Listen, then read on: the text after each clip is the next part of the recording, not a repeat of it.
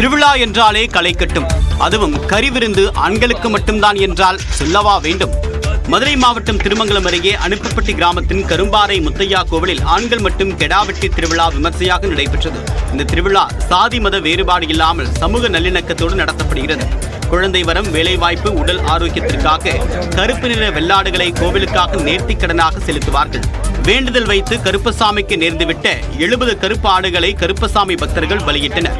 2500 kilo அரிசியில் சமைக்கப்பட்டு மலையாக குவிக்கப்பட்ட சாதம், அண்டா அண்டாவாக வைக்கப்பட்ட கறிக்குழம்பு என்று மிக பிரம்மாண்டமாக திருவிழா நடைபெற்றது.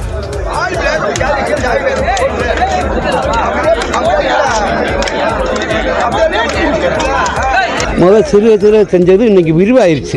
இன்னைக்கு 7000 பேர் 8000 பேர் இந்த ஒன்று ஒரு அரை மணி நேரத்தில் கூட்டிடுவாங்க. இந்த பூரா அங்கே வரிசையில் உட்காந்து எல்லாம் சம்ம வந்திதான் அது. இந்த திருவிழாவில் சிறியவர்கள் முதல் பெரியவர்கள் வரை ஆயிரக்கணக்கானோர் விருந்து உண்டனர். யாரும் எடுக்க மாட்டாங்க. காத்தடிச்சு வெளியே உணவு போறா பெண்கள் கோயிலுக்கு வருவாங்க. அதான் என்னுடைய சக்தி. சாப்பிட்ட பிறகு இலையை எடுக்காமல் அப்படியே விட்டுச் செல்வது வழக்கம். ஒரு வாரத்திற்கு பின்பு இலைகள் காய்ந்த பிறகே பெண்கள் கோவிலுக்கு சாமி கும்பிட வருவார்கள். மணிப்பூரில் மீண்டும் வெடித்த வன்முறையில் தமிழ்நாட்டைச் சேர்ந்த காவல் கண்காணிப்பாளர் பிரபாகர் படுகாயமடைந்தார். மணிப்பூரில் குக்கி மற்றும் மைத்தி சமூகத்தினரிடையிலான பிரச்சினையை கட்டுக்குள் வைத்திருக்க கங்போபி மாவட்டத்தில் உள்ள யோக்சிங் பகுதியில் மத்திய பாதுகாப்பு படை குவிக்கப்பட்டுள்ளது. பாதுகாப்பை திரும்பப் பெறக்கோரி போராட்டத்தில் ஈடுபட்ட குக்கி இன மக்கள் மாவட்ட காவல் கண்காணிப்பாளர் அலுவலகம் மீது பெட்ரோல் குண்டு வீசினர்.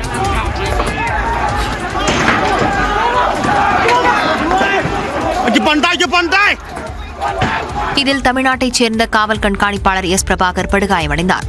இதன் தொடர்ச்சியாக பாதுகாப்பு படையினர் மற்றும் குக்கி இன மக்களிடையே நடந்த மோதலால் அப்பகுதியே போர்க்களம் போல காட்சியளித்தது.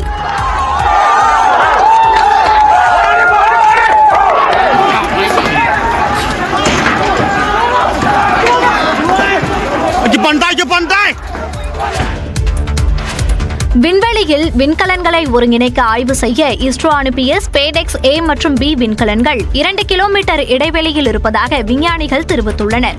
2035ஆம் ஆண்டுக்குள் விண்வெளியில் விண்வெளி ஆய்வு மையத்தை நிறுவ இஸ்ரோ திட்டமிட்டுள்ளது.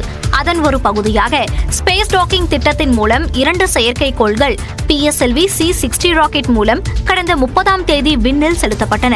476 கிலோமீட்டர் உயரத்தில் புவி தாழ்வட்ட பாதையில் நிலைநிறுத்தப்பட்ட நிலையில் ராக்கெட்டிலிருந்து 1 நிமிட இடைவெளியில் 2 செயற்கைக்கோள்களும் வெற்றிகரமாக பிரிந்தன. அவை பூமியை சுற்றி வரும் நிலையில் இரண்டுக்குமான தொலைவு தற்போது 2 கிலோமீட்டராக கணக்கிடப்பட்டுள்ளது. தொடர்ந்து அவற்றிற்கு இடையேயான தொலைவு சிறிது சிறிதாக குறைக்கப்பட்டு 2 விண்கலன்களையும் ஒருங்கிணைக்கும் பணி வரும் 7ஆம் தேதி நடைபெறவுள்ளது. செயற்கைக்கோளில் பொருத்தப்பட்டுள்ள சேசர் மற்றும் டார்கெட் எனும் 2 அமைப்புகள் அதிவேகமாக பூமியை சுற்றி வரும் வேளையில் சேசர் அமைப்பு டார்கெட் அமைப்புடன் இணைய உள்ளது. இஸ்ரோவின் இந்த டாக்கிங் சோதனை வெற்றி பெற்றால் சர்வதேச விண்வெளி மையத்திற்கு மனிதர்களை அனுப்புவது முதல் விண்வெளியில் தனி ஆராய்ச்சி மையத்தை அமைக்கும் திட்டம் வரை பலவற்றிற்கு அடித்தளமாக அமையும் என்பது குறிப்பிடத்தக்கது.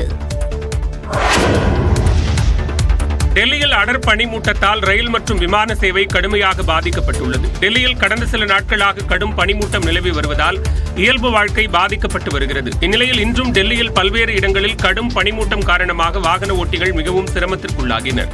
எதிரே வாகனங்கள் தெரியாத அளவுக்கு பனிமூட்டம் சாலையை ஆக்கிரமித்திருந்தது. அடர் பனிமூட்டத்தால் இன்று சுமார் 30 விமானங்கள் ரத்து செய்யப்பட்டன. 150க்கும் மேற்பட்ட விமானங்கள் தாமதமாக இயக்கப்பட்டன. இதேபோன்று ரயில் சேவையும் கடுமையாக பாதிக்கப்பட்டது.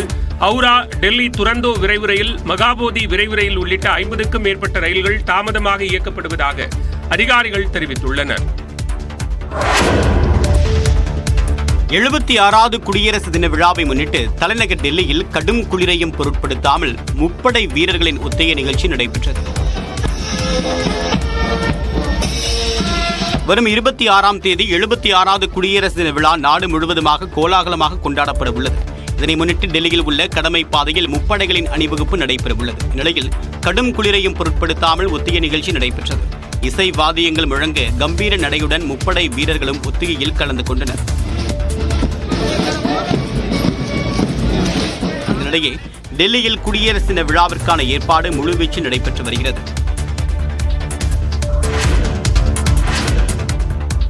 பாலியல் வழக்கில் கைதான காசியின் மீதான கந்துவட்டி புகாரில் அவருக்கு 3 ஆண்டுகள் சிறை தண்டனை விதிக்கப்பட்டுள்ளது.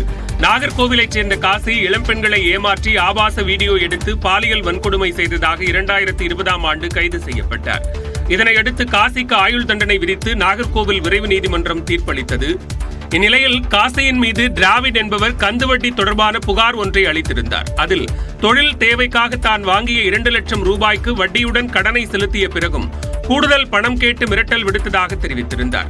இந்த புகாரில் காசியின் தந்தை தங்கப்பாண்டியன், இடைத்தரகர் நாராயணன் ஆகியோரும் சேர்க்கப்பட்டிருந்தனர். இந்த வழக்கு நாகர்கோவில் மேஜிஸ்ட்ரேட் நீதிமன்றத்தில் நடைபெற்று வந்த நிலையில் காசிக்கு 3 ஆண்டு சிறை தண்டனை மற்றும் 4000 ரூபாய் அபராதம் விதித்து நீதிபதி உத்தரவிட்டார். மேலும் காசியின் தந்தைக்கு 2 ஆண்டுகள் சிறையும், இடைத்தரகர் நாராயணனுக்கு 3 ஆண்டுகள் சிறையும் விதித்து நீதிபதி தீர்ப்பளித்தார். இந்த வழக்கில் சிபிசிஐடி காவல்துறை 35 சாட்சிகள் மற்றும் 88 ஆவணங்களை தாக்கல் செய்திருந்தது. செங்கல்பட்டு மாவட்டம் ஊரப்பாக்கம் அருகே ரயில் தண்டவாளத்தில் இரும்பு பொருள் வைத்தது தொடர்பாக தெற்கு ரயில்வே விசாரணைக்கு உத்தரவிட்டுள்ளது.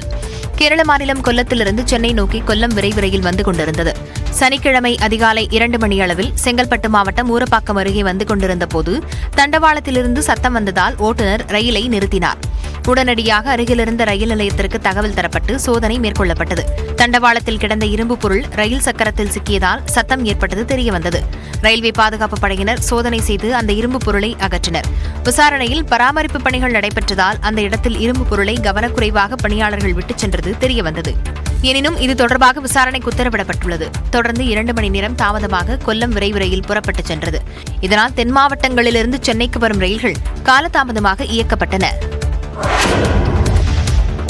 புகழ்பெற்ற தென்காசி காசி விஸ்வநாதர் கோயில் முன்பு தான் சிவன் என கூறி பெட்ரோலை ஊற்றி நெருப்பை பற்ற வைத்த நபர் கைது செய்யப்பட்டார். இக்கோயிலில் தற்போது குடமுழுக்கிற்கான புனரமைப்பு பணிகள் நடைபெற்று வருகின்றன. இந்நிலையில் கடையம் அருகே கீழையா பிள்ளையூரைச் சேர்ந்த ஆனந்தபாலன் என்பவர் கோபுரவாசலில் பெட்ரோலை ஊற்றி நெருப்பை பற்ற வைத்துள்ளார்.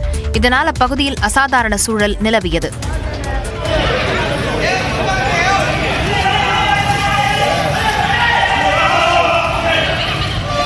இதனை கண்ட கோயில் ஊழியர்கள் உடனடியாக தீயை அணைத்ததால் பெரும் அசம்பாவிதம் தவிர்க்கப்பட்டது. தீ வைத்த நபரை கைது செய்த காவல்துறையினர் அவரிடம் விசாரணை மேற்கொண்டனர். அப்போது அந்த நபர் தான் சிவன் என்று பேசியதாகவும் சற்று மனநலம் பாதிக்கப்பட்டிருப்பதும் தெரியவந்தது. தகவல் அறிந்து சென்ற தென்காசி டிஎஸ்பி தமிழினியன் சம்பவம் நடந்த இடத்தை பார்வையிட்டார். கோயிலை சுற்றி பாதுகாப்பு ஏற்பாடுகளை பலப்படுத்த வேண்டும் என பக்தர்கள் கோரிக்கை விடுத்துள்ளனர். லடாக்கில் ஆக்கிரமித்த பகுதிகளில் புதிதாக 2 மாவட்டங்களை உருவாக்குவதாக சீனா அறிவித்திருப்பதற்கு இந்தியா கடும் கண்டனம் தெரிவித்துள்ளது. இந்தியாவின் லடாக் யூனியன் பிரதேசத்திற்குட்பட்ட அக்ஷய்சின் பகுதியை சீனா ஆக்கிரமித்துள்ளது. இந்நிலையில் இந்த பகுதியை ஹீன் கவுண்டி மற்றும் ஹேகாங் கவுண்டி என்று சீன அரசு குறிப்பிட்டு 2 புதிய மாவட்டங்களாக அறிவித்துள்ளது.